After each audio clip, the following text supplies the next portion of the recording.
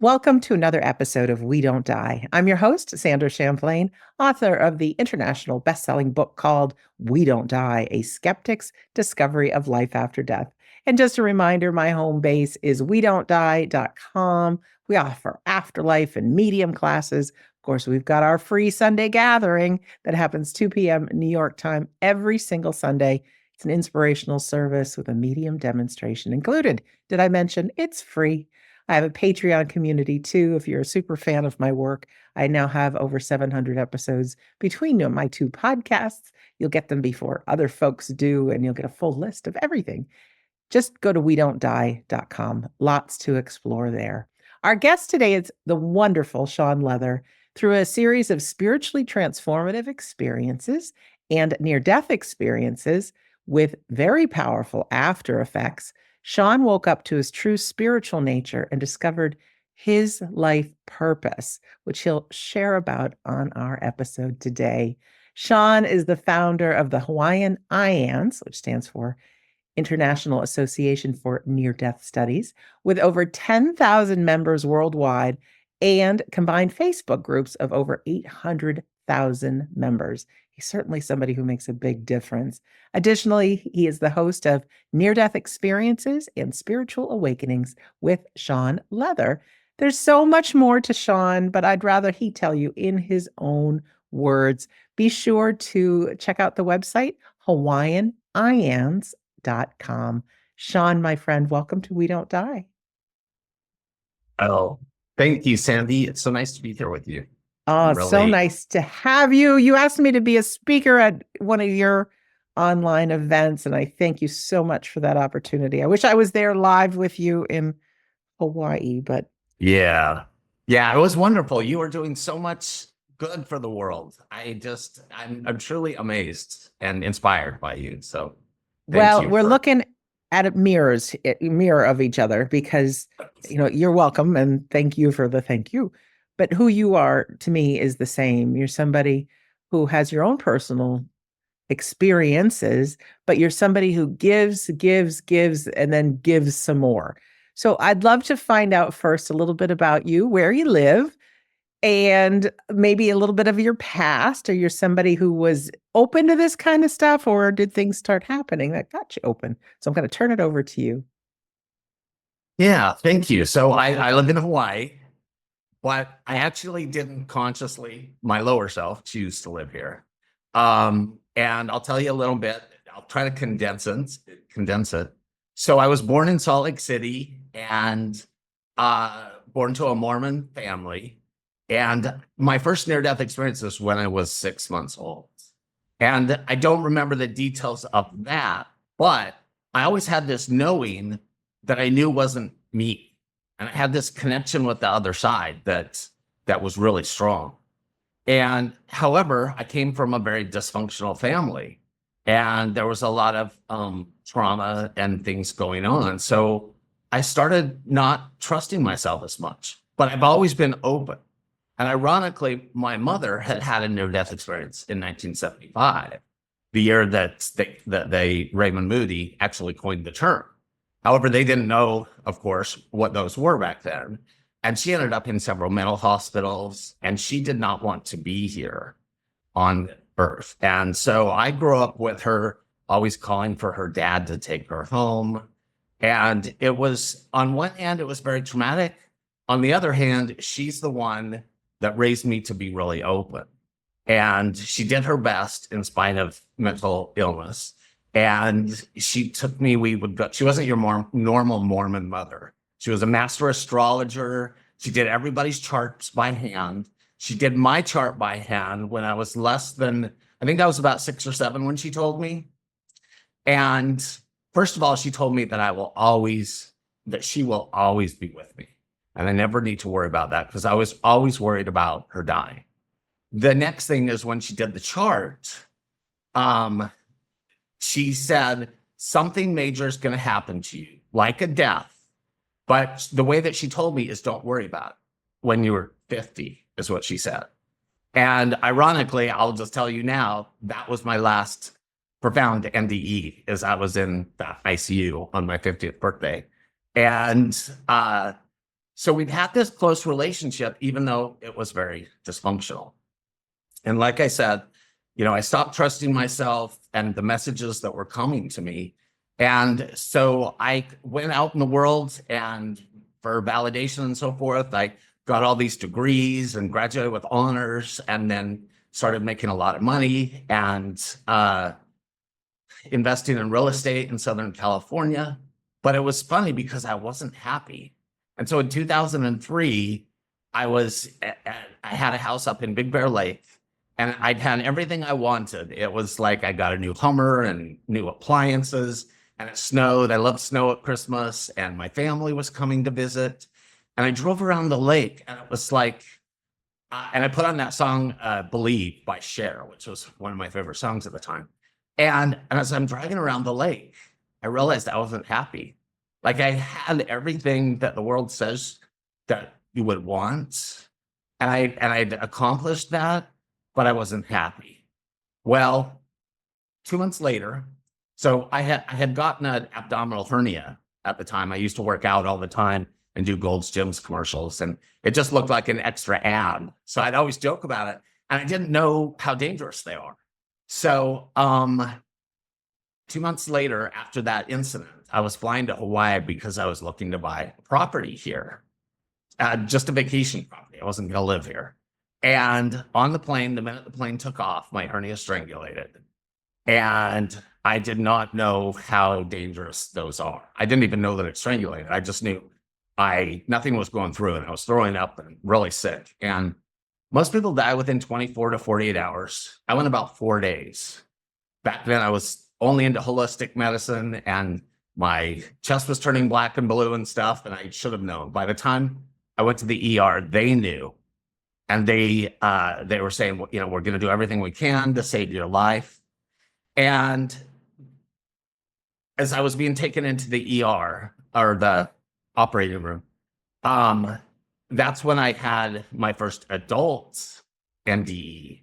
And I went into this dark tunnel. And it's weird because I knew I can't die. I haven't done anything that I was really supposed to do.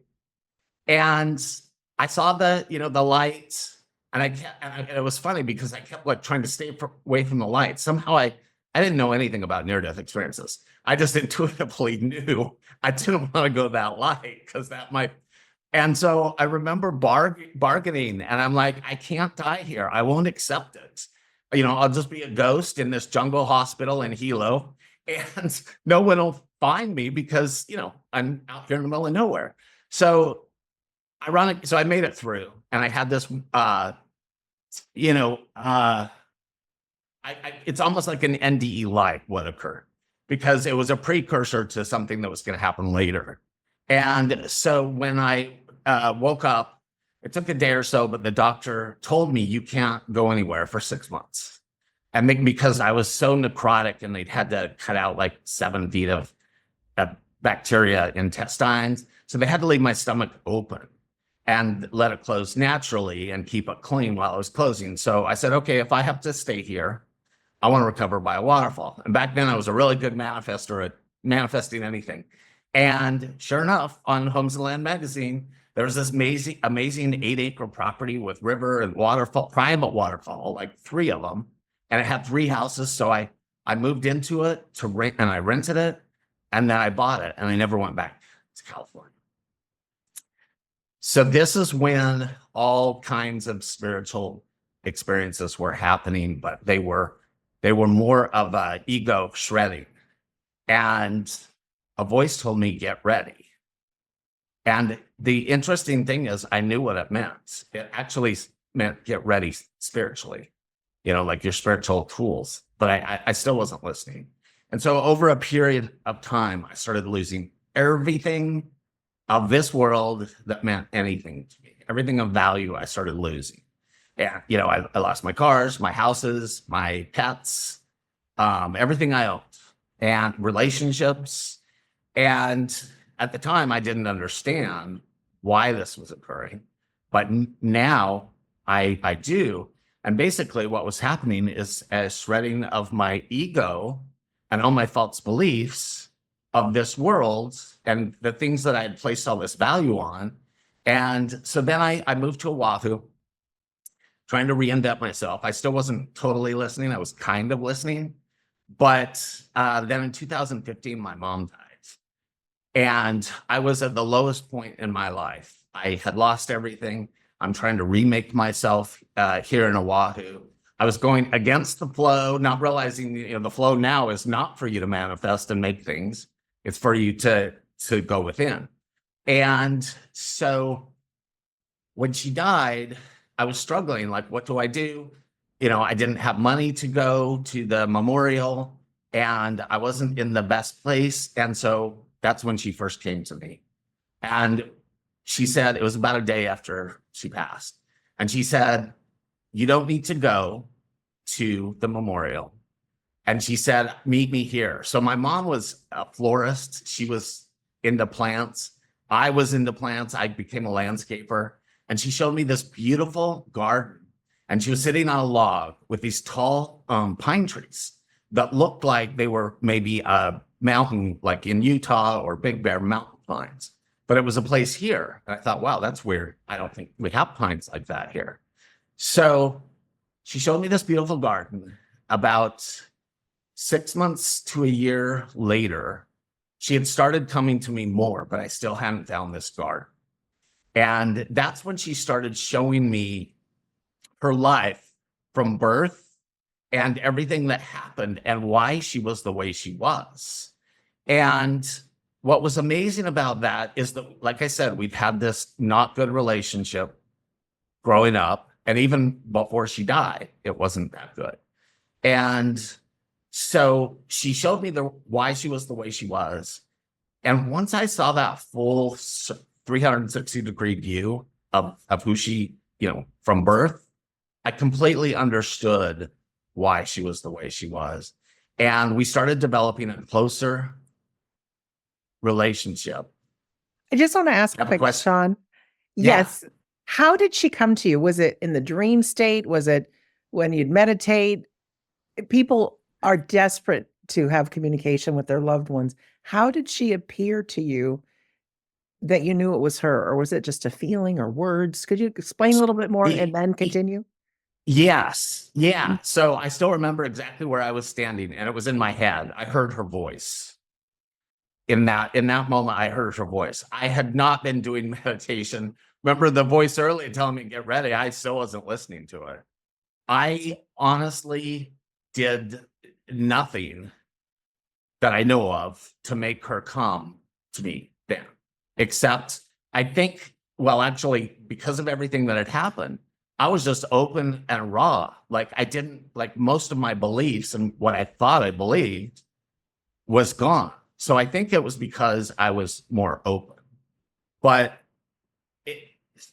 because I have this, I guess, right brain, and I need a lot of proof, she actually started giving me more and more proof. So at first, I thought it was her, but I wasn't quite sure. And then she started showing me her life. It was getting clearer and clearer. And then, so when my mom, through mental illness, she sometimes looked like she was possessed. She takes me around the house with a knife, trying to kill me several times. And I would make jokes about, oh, mom's about to spit pea green soup, if you remember The Exorcist. And so I would just, it's, trauma, you make jokes, right, to cope. So I would make these jokes. Well, I was typing to one of my sisters, and it was about that, because I explained what I felt. Well, all of a sudden, my mother grabbed my arm, my left arm. And your mother's grip, right? Like, there's no mistaking, even if it's from the other side. You just know their touch. And so as I was typing this letter to my sister, my mom was actually telling me I was correct. And she was telling me that she had so much trouble growing up and she couldn't handle this life, like after her dad died. And so sometimes she would just step out, and these other entities, whatever you want to call them, would step in. So she told me that I was correct. But she was saying this as I was typing to my sister. So I was typing everything in this email to my sister that my mom was telling me. And about an hour later, I went to make a coffee and I went to the espresso machine and I looked down and the hair on my left arm is standing straight up and the hair on my right arm is flat. And that's when I'm like, okay, even if I'm a skeptic, even if it wasn't some sort of energy touched my left arm. And so she continued to do things like that. And then my sister, the one that I was typing to, came here and we decided to go for a hike to this place that I'd never been. And it was basically a mountaintop that overlooks where I lived. So we were driving in this valley and I started getting vertigo, like dizzy. I couldn't understand what was going on to me. And I was getting very dizzy and lightheaded. And as we're going up this hill, which is only like 3,000 feet, so I'm used to like much higher now, but I was getting dizzier and dizzier and dizzier. And we went and we got to this park and we parked the car. And I looked and all of a sudden I see all these tall pine trees, but they're Cook Island pine. So they're a tropical pine. They look like a mountain pine, but they're not. They're tropical.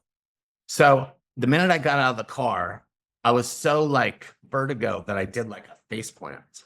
I'd be like on the dirt. And so I was so embarrassed. So I went and we sat on a picnic table and got my bearings together and we started going for a hike or a walk. And my sister's in front of me. And I look over to the left and all of a sudden there's my mom sitting on the log with all the pine trees, everything that she'd showed me almost a year before. And there she was. And I just burst into tears. And my sister's like, what's wrong? And I told her, I said, she's here. I said, she's right over there. And, you know, my sister couldn't see her, of course, but we immediately started taking pictures with the camera. Maybe an orb will show up or something. And so that was really the beginning of now I know, like she is really here. And so I would ask her, why are you here? And she would just tell me to be the mother that I couldn't be when I was alive. And she didn't tell me that something major is going to happen. Remember, she had told me about the thing when I was 50, but which I'd forgotten. And so she just would say to be the mother she couldn't be when she was alive. And she started opening me up to where there was a fire here in a building across from me. And it was on a Friday. And then Saturday night, I was just kind of like laying on my bed. I wasn't asleep. I wasn't meditating. I was just in that in between. And all of a sudden, a guy with blonde hair and an aloha shirt comes in, and an older lady that looked like his mother. It looked like she was in a wheelchair or cripple or something. And so this is the first spirits that I've seen other than my mother. And it was so cool, except I realized they're confused. They're like, and then it dawned on me, oh, they were in the fire and they don't know that they've crossed over or they're, you know, not in a body anymore. And so they were confused asking me, and I don't know. So literally, and now I feel real stupid because it's like, of course, she could have just said, go to the light or whatever, look for, but I didn't know. And so literally she was blasting me open and I started having these kind of experiences more and more, but she still didn't tell me why she was here. Well, in the fall of 2017, I started getting really sick. And I've always had asthma and allergy issues, and bronchitis, which is what led to the 6-month-old NDE. And I was always having health issues. And so I started getting really sick and I still didn't understand what was going on. And because I've been so used to being sick, I waited until I couldn't even move. I couldn't even walk. I finally went to the doctor, and we're talking January, and they immediately knew something was wrong. They took me to they called an ambulance, took me to the emergency room. And they couldn't figure out what was going on. And then they decided they needed to admit me and put me in the ICU. So there was like a holding room between the emergency room and the ICU. And all of a sudden, there's this woman, and she's like a nurse here in this realm. But then all of a sudden, she's wearing a habit, and she's like a nun. And all of a sudden, first we were looking out the window at downtown Honolulu, and then all of a sudden, it's like the Spanish countryside. And as she's cleaning me up in the bed, because I was a mess, like I'd been dying for the last couple of months, and she thanked me for helping her fulfill her purpose of helping people cross over to the other side. And at first, I'm like, what do you mean? I'm not dying. But then number two, you're thanking me when I should be thanking you. I didn't know it then, but I later learned that this was Saint Teresa of Avila, or Avila, and that we'd had a past life together, and this was part of our agreement. I didn't know this then, but that countryside that I saw, when I saw where she lived and died, it was the same countryside. And it was really cool because which I know you have, but if your audience has studied NDEs, a lot of times they say, you're going to see what you expect to see. Well, I was born Mormon, not Catholic, and I didn't know anything about the Catholic saints. And I'll tell you a little bit later, she's still with me now, and she's like been teaching me so much more. So anyway, when I went in, and I'm going to make this part a little more quick because I was in the ICU for over a month, and then the regular hospital for 2 or 3 months, then a rehab hospital, because my whole body had shut down to die. And my sisters came to say goodbye. They threw everything out from my apartment, like literally everything, because I wasn't supposed to get out of the ICU.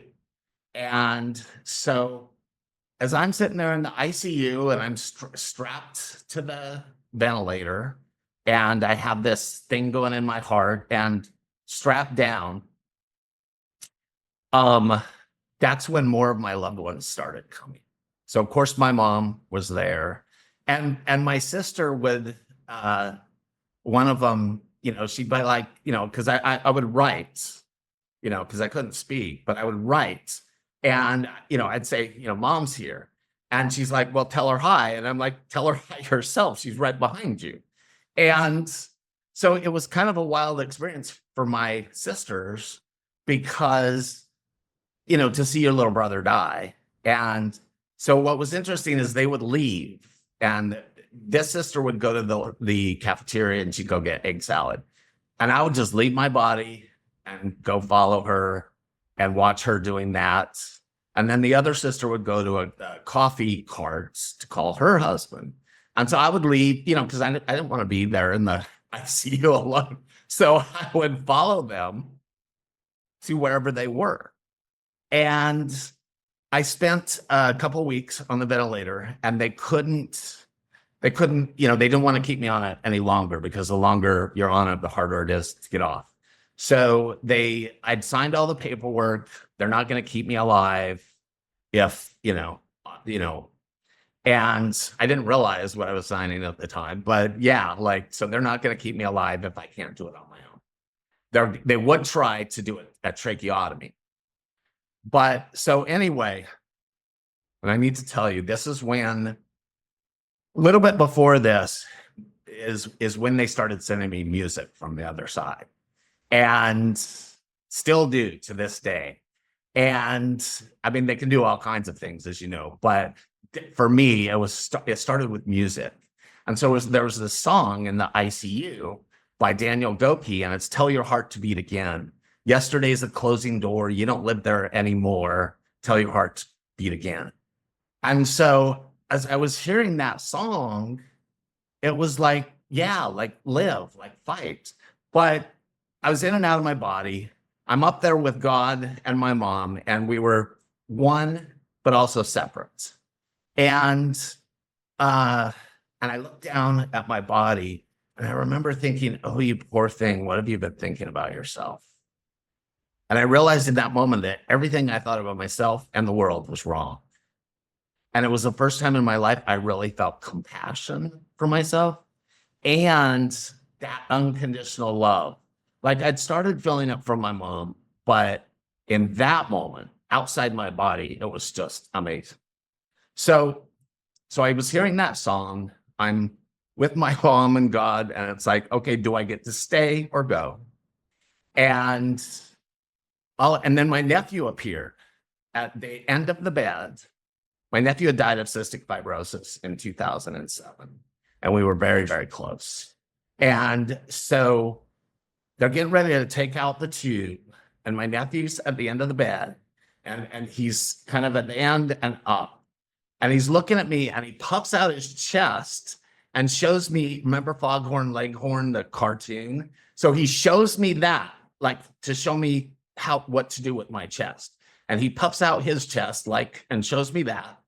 And then I'm in my mind puffing out my chest as the tube's coming out.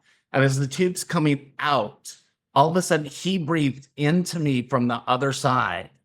And I could, with his breath, I literally could breathe.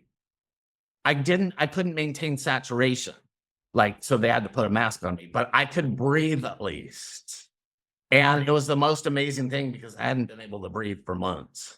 And I had to wear that oxygen mask for another like couple of weeks before I could get out of the ICU. And then, but so by this time, you know, I started having more and more angel visits.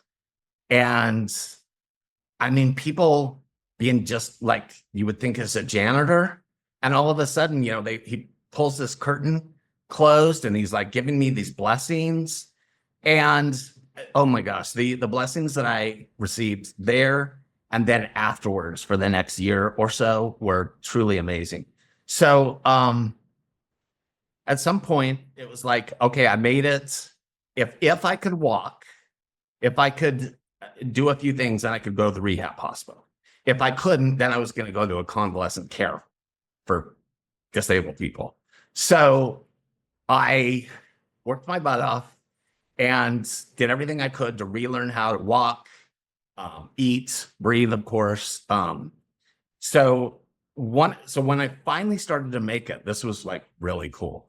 I had a PT person on one side and a nurse on another, and I had my IVs and all that stuff. And I'm on a walker, learning how to walk, and I'm going down this hallway, and all of a sudden I left my body, and I'm behind my body, looking down on me on a walker with, you know, these two people on each side. And it was the most wild experience because it was like, who's controlling that body? If I'm like back here watching it. And I pretty much from then on was constantly leaving my body. And still I have to focus on staying in it and doing grounding exercises and so forth. But anyway, so as I was getting ready, hoping to go to this rehab hospital, that same guy came in and he did a prayer. And he said, it's going to open up. There's going to be a bed opening up by this afternoon. Trust me. Sure enough, a bed opened up. And as the medical transport was taking me from the regular hospital to the rehab hospital, on the radio is that song, Tell Your Heart to Beat Again. Yesterday's a closing door. You don't live there anymore. And I was like, wow, there's that song again. And I texted my sisters. And so I went to the rehab, was there for a few weeks, went home. And I got home on a Friday. The next Monday, I was supposed to go back to the hospital for outpatient. And so that Monday, went down to meet the car. Sure enough, what is playing on his radio, yesterday's a closing door. You don't live there anymore. Tell your heart to beat again. So I kept having for the next 2 years now, these kind of experiences and literally angels that a lot of people think are homeless and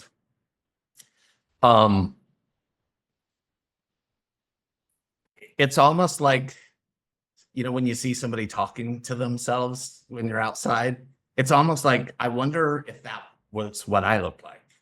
Because I was literally meeting living angels in human form and connecting with, my mother was always there.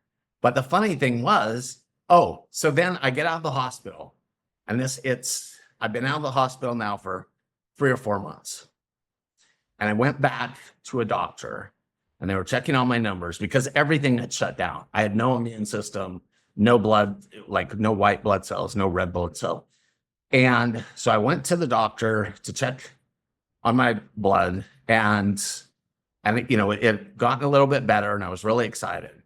And then I went home, and all of a sudden I just started crashing again. And it was like, and I know when I'm crashing. And so I got scared, and all of a sudden I heard my mother yell. Like, I heard her yell in a commanding voice, "He's had enough." And I literally thought to myself, what's going on up there? What does she mean? Like I imagine like the Greek gods or something. Like, are they messing with me up there? Like, what's going on? But within an hour and a half, my fever went down.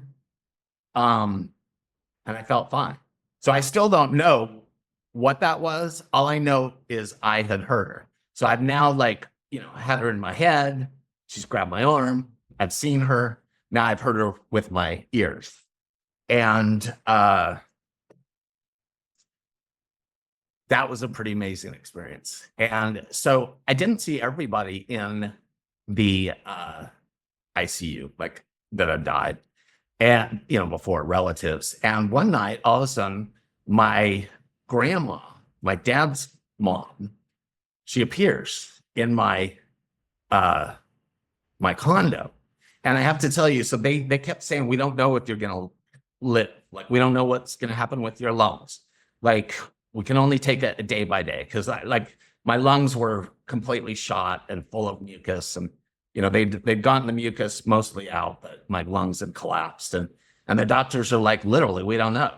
And so it was forcing me to live one day at a time, and being in the present moment. But so all of a sudden, my grandma appears, and I got nervous. And literally, my first thought was, they let me live long enough to acknowledge all this stuff and make amends, and tell everybody I love them. And now it's time for me to go. That was literally what I was thinking. And so I asked my grandma, I'm like, "Why are you here?" And she said, "Can't I just love you? I'm just here to love you and let you know how much I love you." And that's all she was here for. That's beautiful. And it was so amazing to me.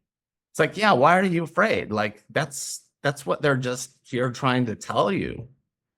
And then a day or so after that, I smelled these menthol cigarettes. And what's weird is I immediately knew who they were. And it was this aunt that had smoked menthol cigarettes that died on my birthday when I was like 8. And so I started getting more and more visitations. And then wherever I was going, it was like I was having more conversations with the other side than the people in this room. And that's when I started doing these spiritual book studies, and I started going to meditate with the Buddhist and chanting with the Hare Krishnas, which I was led to do. And it felt so good that first time when I was with those Hare Krishnas. It's like, I knew that I lived back a long time ago and used to chant in India because it felt like coming home. And so it's one of the things that I have kept doing. But as I was doing these spiritual book studies, what was weird, really weird to me, is I was understanding what they were saying. Whereas I'd been studying A Course in Miracles like since I was 18, 19. And it wasn't until I died and really was at the other side that I really understood everything that it was saying. And which was blowing my mind. And I still didn't understand about near-death experiences or anything. But I Googled, something led me to Google after effects of near-death experiences. And that's when I saw this listing that I think PMH Outwater had done of the after effects. And I'm like, oh my gosh, I have every one of those. And that's when I realized my life is, I'm never going back to that old life. Like, I'm changed. And so that's when I started this little sharing group. And it was literally for selfish reasons, it was like because I wanted to talk to other people like me that had had these experiences. And so that's how it started. And it was funny because I couldn't even tell people my experience. I just started the group, and I think it was like 3 or 4 weeks before I could share. And I could only share pieces, but like the part around my nephew, I couldn't even share that without crying. So, but yeah, so I started that, and then COVID came, and there was a lady on Maui that had a IANDS Maui group. And so I met up with her, and we combined forces, and then that's how I started Hawaiian IANDS and getting all the other IANDS. And then she quit. And so I've been running this group and my sharing circle that is like every third Tuesday, and I do sharing circles for other organizations as well. And it's, to me, that it's like, it's very healing for me to be with other experiencers where we know what it's like to have these experiences that you can't really share with the outside world. I just want to say, oh my gosh, to this whole thing you've been through in your life. And thank you for sharing. This is a story like I've never heard before.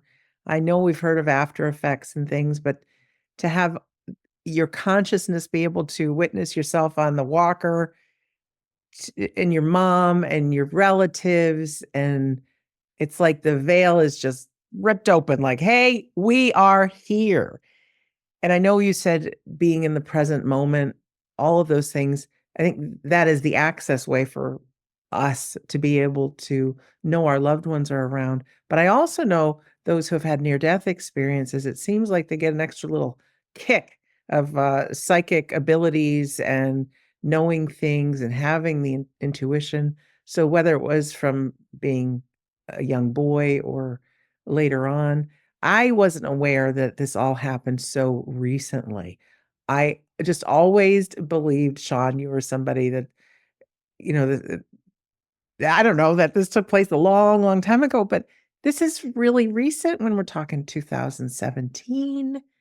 And then who you are today, ladies and gentlemen who are watching or listening, Shaun is a giver, giver, giver, giver, giver. He does so much for humanity, making a difference to share this message. So you are a living, breathing example of being an earth angel. That's what I say to you, Shaun. Thank you so much. Yeah, honestly, so if you remember when I was saying in 2003 and I was listening to I had everything I wanted, and I'm listening to share and realized I wasn't happy about maybe like 2 years ago. I was sitting in my apartment and I listened to that song, and it's like, wow, I am happy. I'm living my purpose. I didn't know what my purpose was. I thought, make money, like what was, and now I know. And it's literally being in that present moment, because people say, like, how did you start your group? And how did it become so big? And blah, blah. Like, I didn't set out for any of that.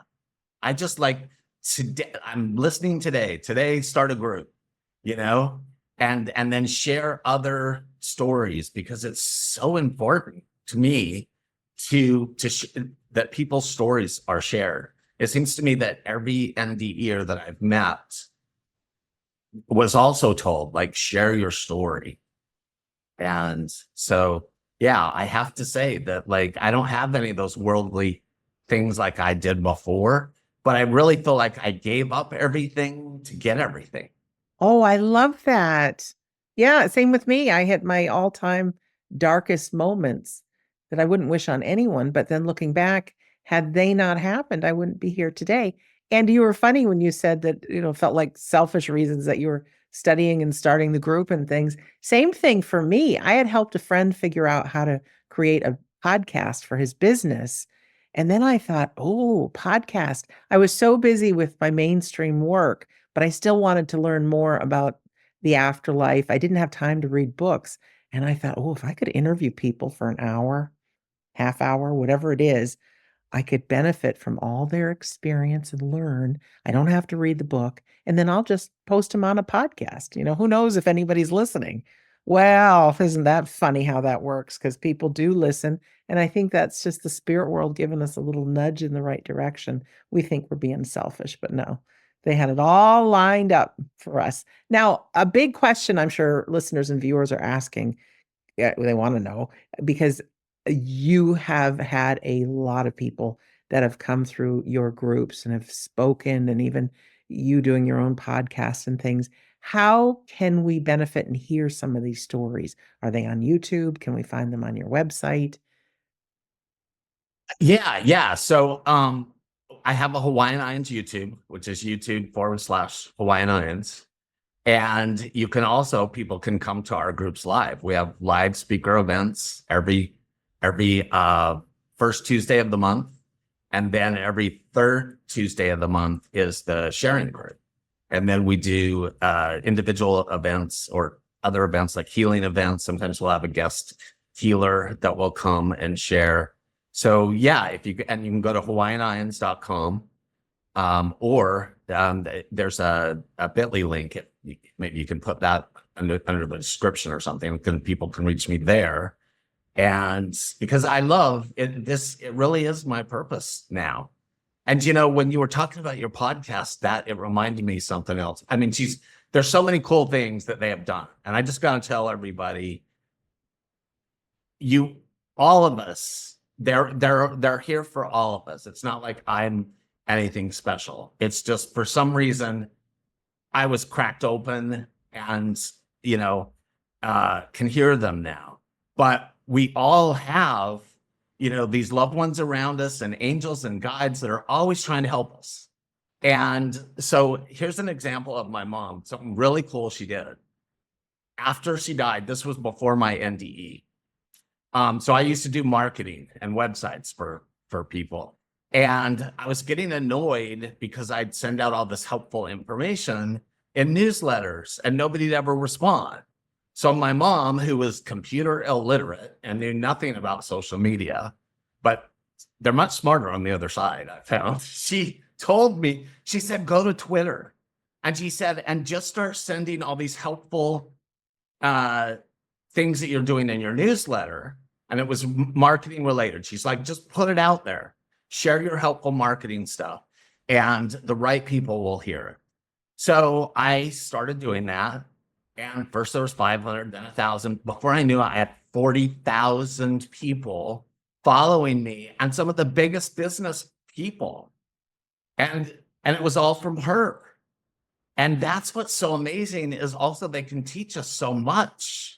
I didn't know, I've never taken a mediumship class, like a real class or anything. Yet everything that she has taught me from the other side, when I talk to other mediums and stuff, it's the same truth that they know. And, so I think that's one of my biggest messages that I just want your audience to know, that, it really, as the name of your show, we don't die. To me, we just change dimensions. Like when I was laying in the ICU, I could literally turn my head to the left, and then all of a sudden I'm with God and outside my body with God. And then I could turn my head to the back and I could be back in my body. And to me, it's almost that simple, is what it feels like when we die. We just change dimensions or change form. And I think that's really my biggest message that I want to share with people, It is that really, we're not. sorry to interrupt. No. Just all we have to do is ask, though, right? Because we have free will. Ask them. That was my next question because it sounds good, right? Like I love the word hereafter. It's not heaven out there somewhere. I think it's a world within a world, and our world is just a part of a much bigger world, and our loved ones are around us because anybody who's been part of a good medium demonstration or sat with a medium or has had some of these spiritually transformative experiences, it just feels like it's right here, right now. It's because it is. They're just vibrating within our worlds, and two or more forms of energy can coexist in the exact same place in the exact same time. I mean, wireless internet signals, radio waves, TV waves, all those things that are all happening. So we are part of that world. But how do we begin that? Because you've experienced it, you've seen your mom, you've heard her, you've felt her. We want that. We do. So you talk about ask. I'm wondering if you could just share a little bit more. Are there any practices that we can do? I'm even though I know all this stuff is real, I still have that inner critic that can brush it off and say that was just my imagination. What do you say to that when somebody gets all of a sudden the thought out of nowhere and a happy one of their loved one and they brush it off? It's funny that you asked that because I've had these amazing experiences, and then sometimes a few days later I can question them. And as you know, they're very funny from the other side. So one day my mom had done something really amazing, and then a few days later I was kind of questioning her, and she actually said to me, "What do you need? A burning bush?" And she was referencing, like, what Moses, the burning bush. And so I think that the biggest thing, one of my sisters went to a medium and was asking the medium because they kept wanting to talk to S. And it was funny because my sister's like, I don't know who S is. And at some point, she's like, oh, I have a sister named Shelly and my brother Shaun. So, and this is one of the sisters in the ICU. So she was just, and, when the medium was asking them, why me, or my sister asked the medium and she asked him, why him? It was because I was open, is what they said. And so I think that's one of the biggest things that is to be open and not be so closed-minded. So many people already think they know everything. And I think that's what kind of cuts us off. And for me, I'm constantly reminded I don't know anything, and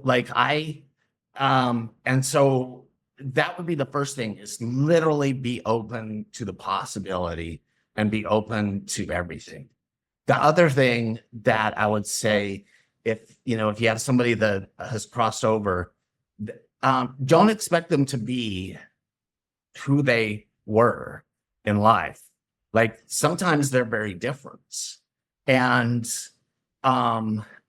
so I think that's another thing, because I think a lot of people, they expect, okay, this is what they were like in life, and now they're going to appear the same way. But sometimes they don't. And that's one thing I've noticed, especially like if somebody has all kinds of birth defects, like a niece of mine that died, she had birth defects, major birth defects. And she was also autistic. And the day after she crossed over, she showed me this big pile of bricks being pulled off of her. And she's basically telling me that was like her body, so it's like having this whole weight pulled off. And then she showed me a dog shaking its head. And that's what it felt like to her to lead the autistic minds. So in her case, if I was looking for an autistic person with disabilities, I wouldn't have seen her and felt her. So I would also say that. And then also these false beliefs and it's the same with like love. So all the barriers, there's all this love available from the other side. Like, so people have had me like, their mom or their dad, somebody died. And like, this has been word of mouth through friends ever since this stuff started happening. And this one guy from Egypt, his mom died and they'd had a terrible relationship. And he asked me, could I contact her? And I did. And she showed me her life in Egypt, and it was really cool. But this love that came through from her to him, it was so powerful that I cried. Like I almost couldn't even get out the words. And so I think that's the other thing is these false beliefs where we think, oh, we're not lovable. Everybody else can have love but me. And so I think that's a big thing. Also, judgments. Like, for me, like if I'm in a place where judgment and maybe some fear, I don't feel connected with the other side as much. So I think that's what I would also say is just I remembered I was doing this mediumship thing with a friend here whose husband had crossed over. And she always does these mediumship things. And I was there with this one, and there was this one lady, and she's like, I can't reach my husband or my son. Why can't I hear him? Why can't I hear? And her son was all around her trying to love her. And I was like quiet, and finally I just couldn't be quiet anymore. And I'm like, he's all around you, but you are living in the past because apparently they didn't have a good relationship. And so she still like has this anger and this harboring stuff against him. And to me, that's what was preventing her from hearing it because he's all around her. Ma, I love you. I love you. And she's not listening because she's still in, I guess, the old story and the judgment.